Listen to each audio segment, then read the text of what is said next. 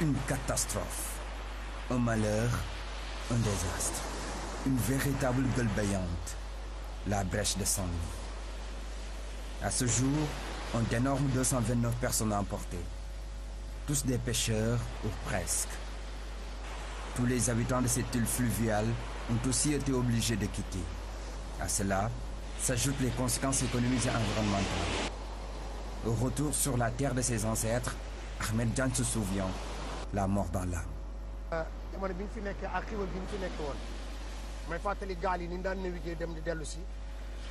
Quand on était là, on vivait vraiment avec aisance. La pêche et le maraîchage constituaient nos principales sources de revenus. Maintenant, on a tout perdu. Les populations de Doum Baba Dièye se rappellent toujours cette situation avec le même sentiment, tristesse et désolation.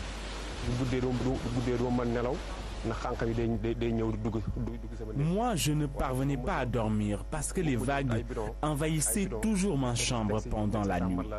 Donc j'étais obligé de poser mon matelas au-dessus des bidons pour dormir. Précision. Avant l'ouverture de la brèche, les habitations se trouvaient à plus de 600 mètres de la plage. Là-bas, au milieu des flots. De 3 mètres au début, comme en témoignent à suffisance ces photos d'archives, l'ouverture dépasse aujourd'hui les 5000 mètres. Et pourtant, elle ne cesse de s'élargir.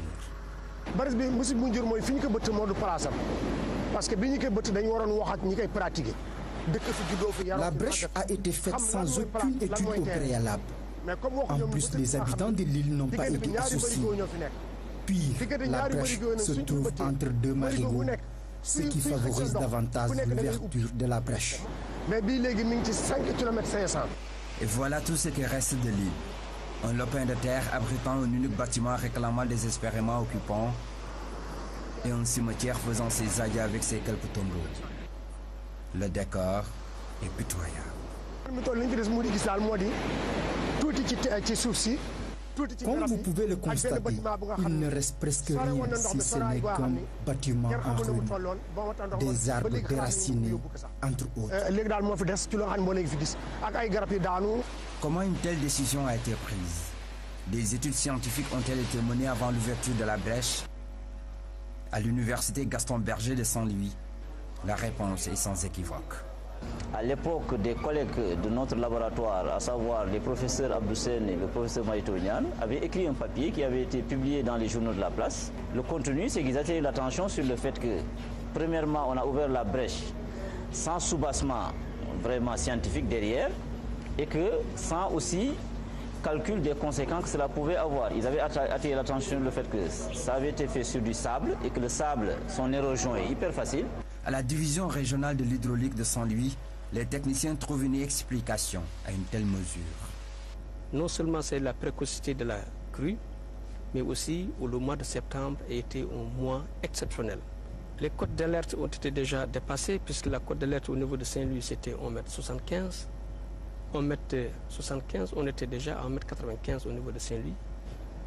Compte tenu de cette situation, Saint-Louis se mouillait, Podor affichait une montée et les autorités de l'époque décidèrent d'ouvrir la brèche. Pourtant, depuis plus d'un siècle, le fleuve Sénégal a fait l'objet de plusieurs études.